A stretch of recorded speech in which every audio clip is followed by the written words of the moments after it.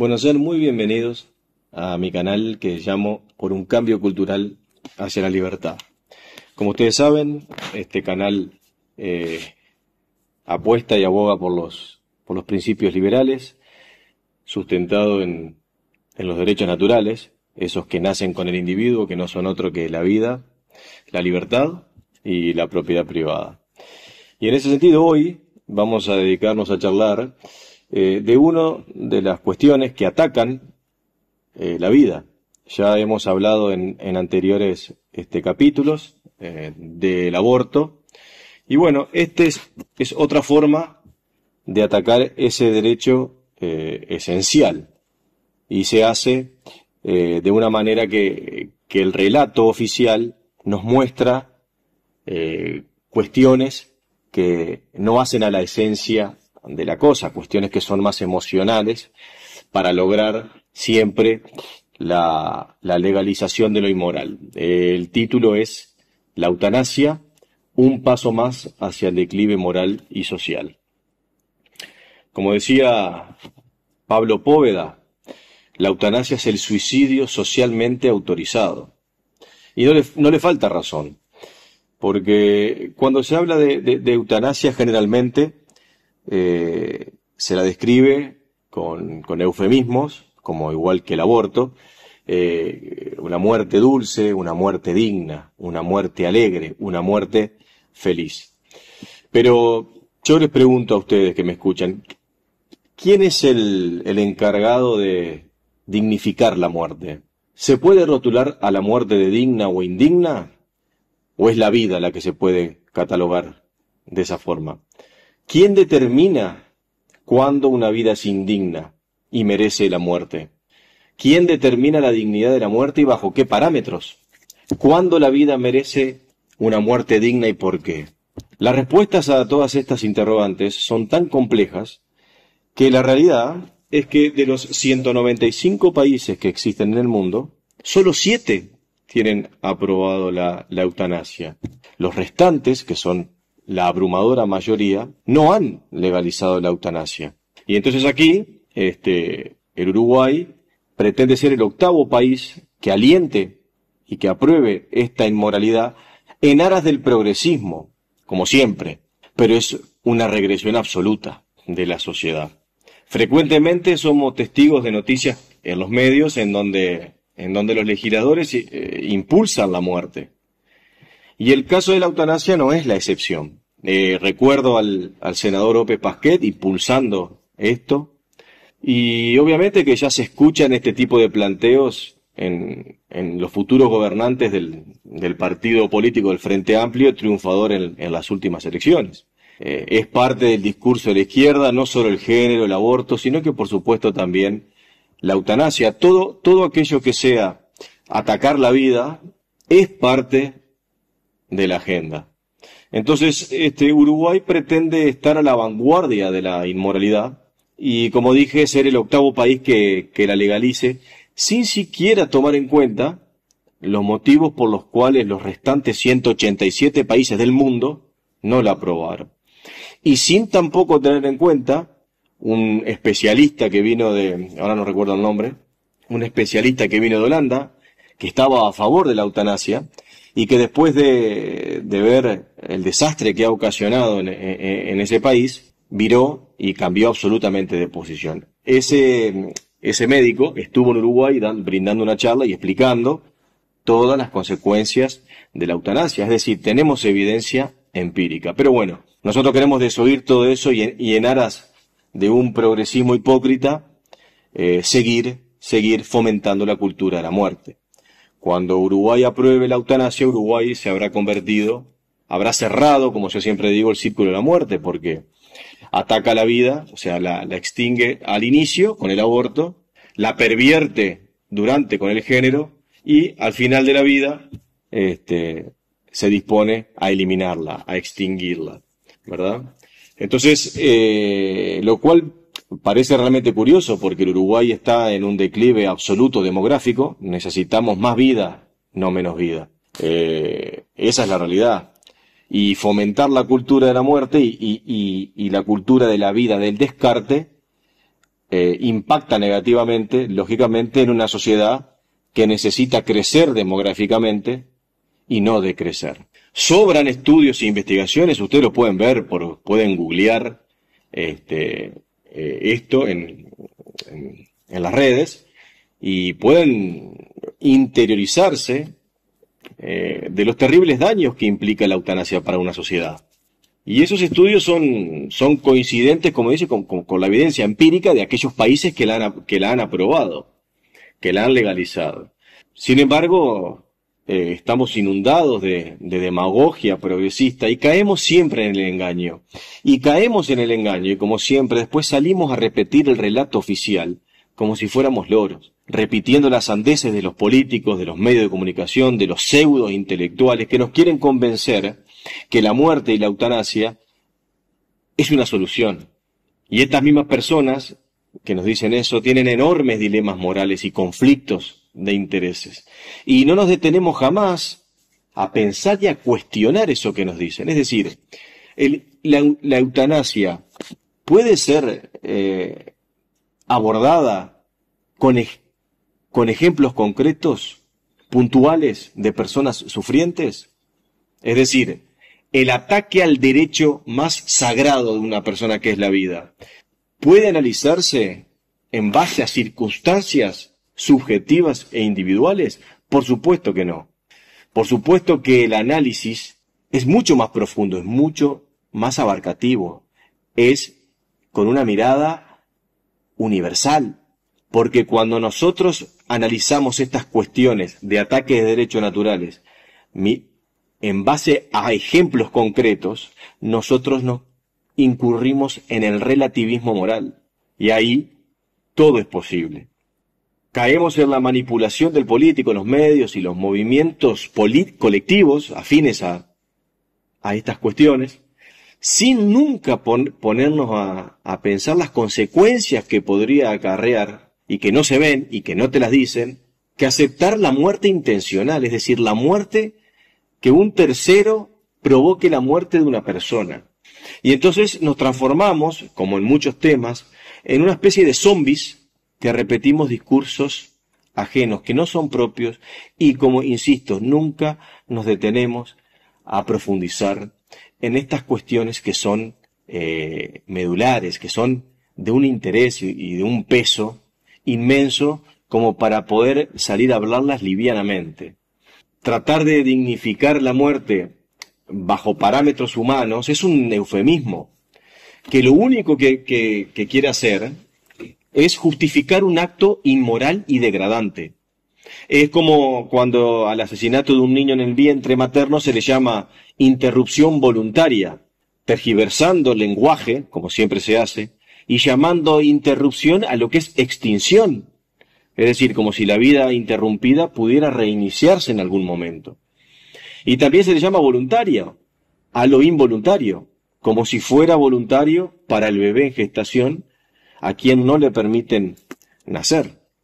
En la eutanasia también está presente la distorsión del lenguaje, el neolenguaje de izquierda. Y a partir de ahí se convierte un crimen inhumano y se hace ver como un acto de misericordiosa solidaridad, un homicidio piadoso, para favorecer una muerte sin dolor, sin sufrimiento.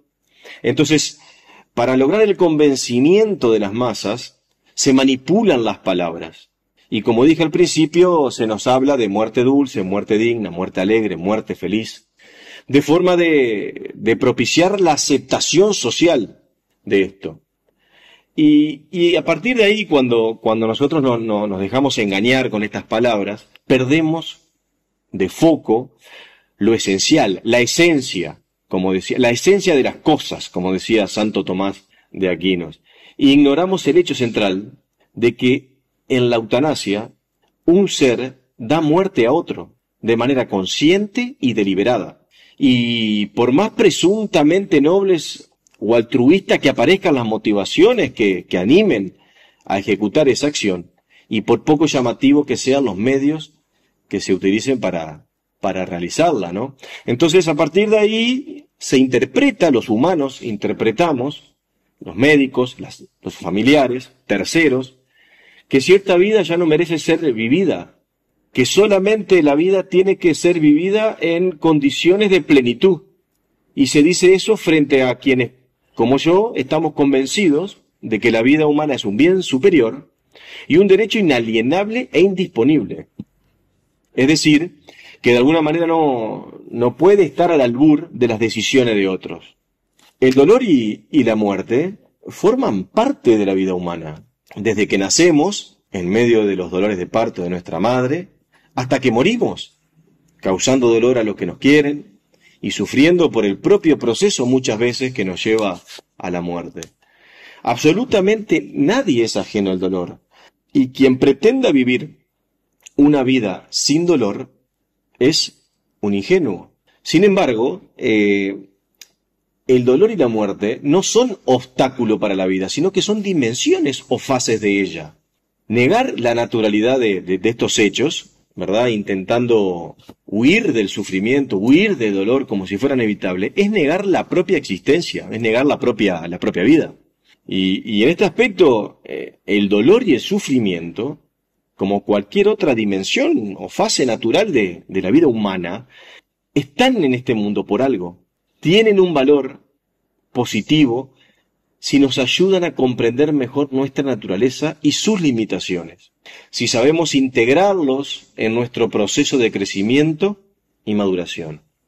Es decir, la persona que sufre y acepta su sufrimiento llega a ser más humana, pues comprende y hace suya una dimensión básica de la vida que ayuda a hacer más rica la personalidad. Pero no solo se humaniza el sufriente, sino que sus familiares se humanizan también y comparten con el doliente el dolor. Es decir, el dolor es un mensaje en la vida, por más que no sea lindo, que sea algo feo que toca en la vida, está en el mundo por algo. Y es en compartir el dolor, cuando aflora en ese contexto, muchas veces, la empatía, o sea, del dolor emergen sentimientos y actitudes positivas para una sociedad, que lo son, como dije, por ejemplo, la empatía, la solidaridad, el amor, el perdón y el arrepentimiento. El sufrimiento muchas veces lleva a la sanación de la conciencia del propio sufriente y de sus familiares, de la gente que lo quiere.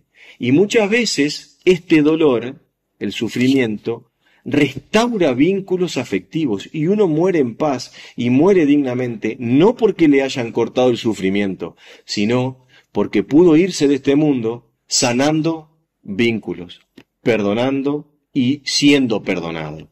Paradójicamente, pretender huir del dolor físico muchas veces es privarse de la sanación mental y social en muchos aspectos de nuestra vida. Es decir, el dolor es inevitable y el esfuerzo de la ciencia moderna por tratar de mitigarlo es encomiable. Pero dicho esfuerzo en eliminar el sufrimiento no se puede convertir en un valor absoluto, en la que se pasa de la mitigación del sufrimiento a su eliminación, a su extinción por completo, a tratar de vivir una vida sin sufrir, y para ello eliminamos al sufriente.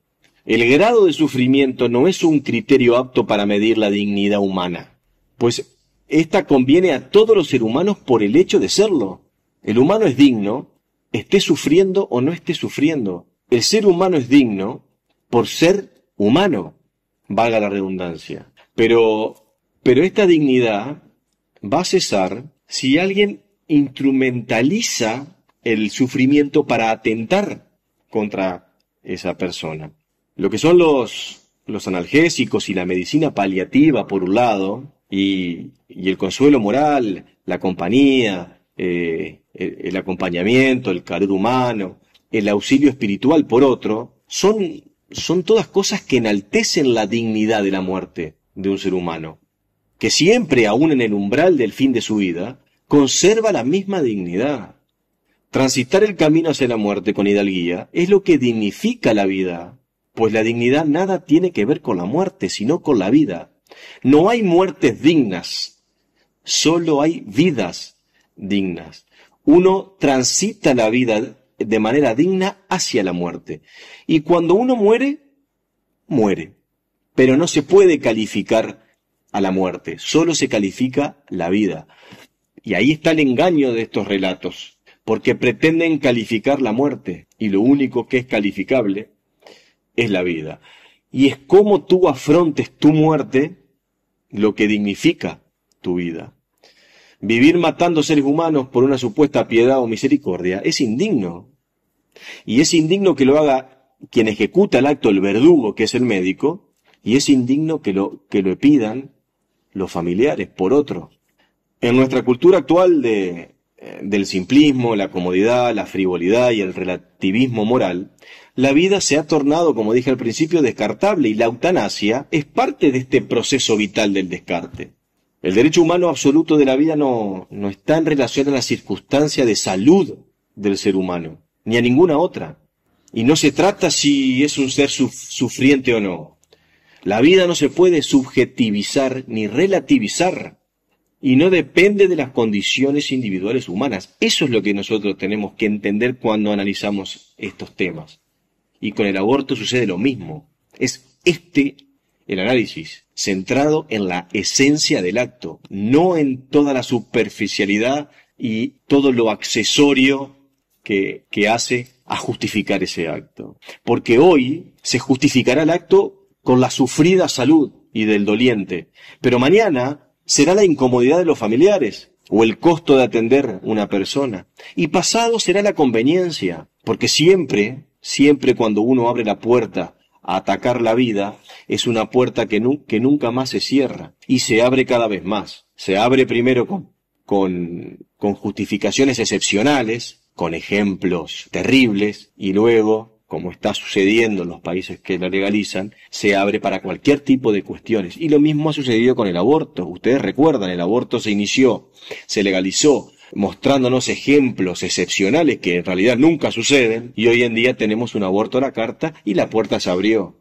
la pendiente resbaladiza. Acá lo que no hay que hacer es incauto, porque la eutanasia se les va a presentar a ustedes por parte de los demagogos, mostrando obviamente casos movilizantes de terrible sufrimiento, y buscarán justificar ese acto inmoral presentándoles a ustedes el peor caso posible, que es excepcional, como para legalizar esto. Y una vez que hayan logrado conmoverlos, que quién no lo haría, por supuesto, pasarán a aprobarla. Y luego la excepción se convertirá en regla, en normal, hasta que la eutanasia sea una opción siempre. ¿Hasta cuándo? Hasta para los niños, hasta para un trastorno mental dudoso. Es decir, cuestiones muy menores que no fueron planteadas cuando se legalizó. Este es un tema en definitiva moral y objetivo, que nunca se puede abordar en base a la sensibilidad personal, los sentimientos subjetivos o las circunstancias personales, puesto a que el relativismo lleva a conclusiones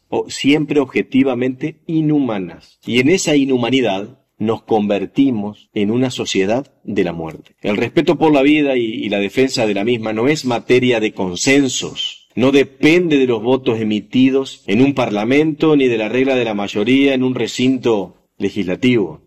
Es un derecho inalienable, individual y no delegable. Y no existe ningún diputado ni senador que pueda votar por lo contrario. Las votaciones parlamentarias no modifican la realidad del hombre, ni la verdad sobre el trato que le corresponde. Toda vida es digna, a pesar de las circunstancias. Y una ley inmoral no es justa y no debe ser obedecida. Lo que hay que hacer es eliminar el sufrimiento humano, tratar de mitigarlo, pero no al ser humano que sufre. Es obvio, nadie quiere sufrir, nadie elige la agonía. Todos queremos tener una buena muerte sin dolor. Cuando eso no sucede, la opción no puede ser matar el sufrimiento, sino que, como dije anteriormente, tiene que ser apostar al acompañamiento, el amor y los cuidados paliativos, que son vitales en este tema. Así se vive dignamente hasta el último suspiro, para luego simplemente morir. Como dije anteriormente, los inmorales van a tocar la fibra emocional de la opinión pública y van a poner esos ejemplos que son terribles y son excepcionales para lograr su objetivo, que es la aprobación de la eutanasia. Y allí ellos van a tener la potestad de la vida y la muerte de un ser humano. Estos relatos socialistas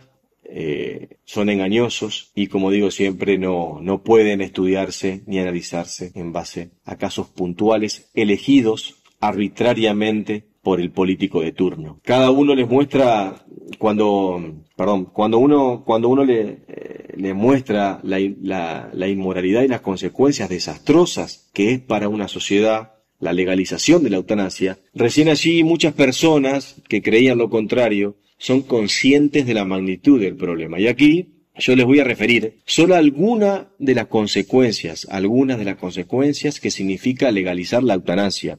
¿Qué es lo que no se ve de esto? ¿Qué es lo que no te cuentan? ¿Qué es lo que va a suceder si la eutanasia se aprueba? Lo primero, la eutanasia es desvalorizar la vida humana y la convierte en descartable. Es apostar a una sociedad y a una cultura de la muerte. Segundo punto, deshumaniza la medicina. Es la negación misma de la medicina, cuya razón de ser siempre fue, históricamente, la curación del enfermo, en cualquier fase de su dolencia, la mitigación de sus dolores y la ayuda a sobrellevar el trance supremo de la muerte cuando la curación ya no es posible. La eutanasia no es una técnica, un recurso de la medicina, no. La eutanasia expulsa a la medicina y la sustituye. Tercero, se priorizan los costos médicos y los de las aseguradoras, es decir, una vez sea legal, las mutualistas y los seguros estarán predispuestos a eutanasiar a un ser humano cuando su enfermedad le insuma costos que ellos no están dispuestos a asumir. Es decir,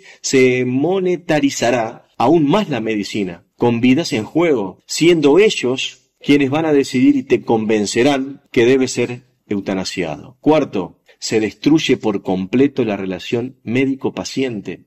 La eutanasia significa el final de la confianza depositada durante milenios en una profesión que siempre se ha comprometido a no provocar la muerte intencionalmente bajo ningún supuesto. Se quiebra el juramento hipocrático, rompiéndose así el vínculo sagrado entre médico-paciente. Y el médico, a partir de acá, va a ser visto como un posible verdugo, que en caso de que tengas alguna dificultad de salud, podrá recomendar tu muerte. Vivirás, siempre vas a mirar a ese médico bajo sospecha. Y ahí está el quiebre de la confianza. Y esto que estoy diciendo está sucediendo en los países como Holanda, los Países Bajos, que han aprobado la eutanasia, en donde muchas personas deciden atenderse fuera del país por temor a que le apliquen la eutanasia y los maten. Quinto punto, frena el progreso de la medicina. Los médicos se irán volviendo aún más indiferentes, más inhumanos, y van a empezar a decidir que más vale eliminar el problema que indagar las alternativas para solucionarlo. Sexto, y conectado con el anterior, es una regresión de la medicina paliativa. Habrá muchos menos incentivos para invertir e innovar en cuidados paliativos de la enfermedad y la disminución del sufrimiento. La opción matar será siempre más seductora por eliminar el problema de raíz sin costos añadidos. Séptimo, se flexibiliza el acto eutanásico para casos que no lo ameritan, y esto es lo que hablo de la pendiente resbaladiza. Como sucedió, como ya dije, en el aborto. Se presentan casos particularmente emocionales, extremos, para justificar el acto, para luego extenderlo, una vez legalizado, a situaciones muy cuestionables. Se inicia así una onda de manipulación de la noción de dignidad, lo que es sumamente peligroso. Y esto ya está ocurriendo, como dije, con los países que lo aprobaron. Un octavo punto, se les otorga un poder inmenso a los médicos sobre la vida de los demás. Pasan a ser semidioses y se pierde todo control del acto y el médico tendrá impunidad para matar sin que nadie se entere. Y no habrá forma de probar lo contrario.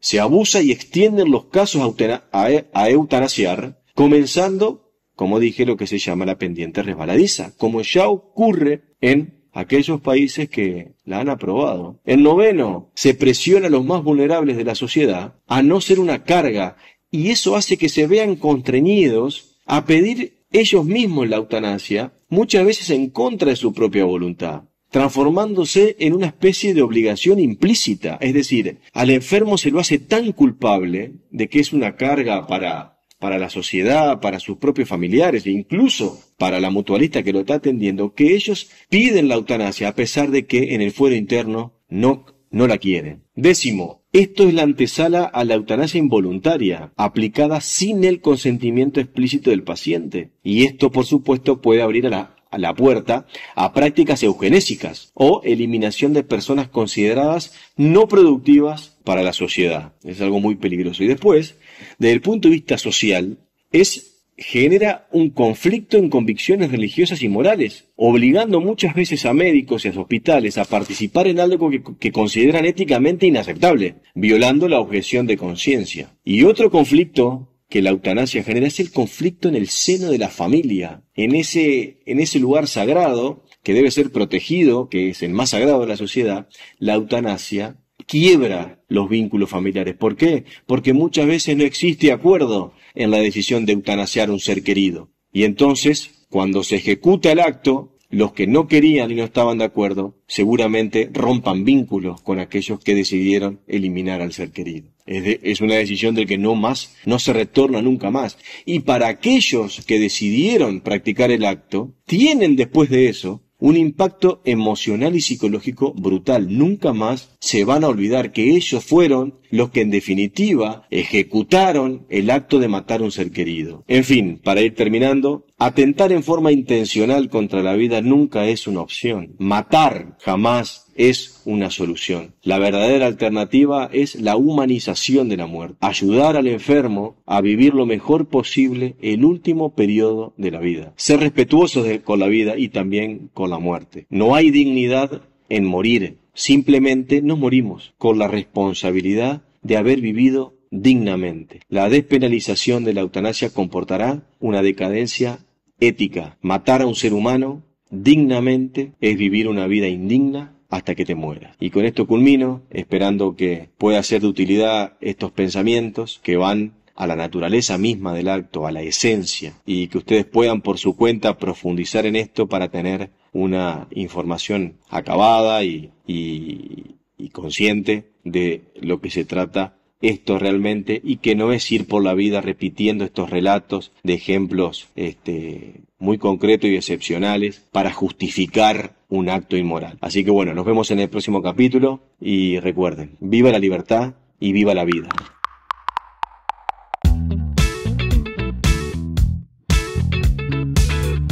Es una producción de Neurobytes por Blanca DJ.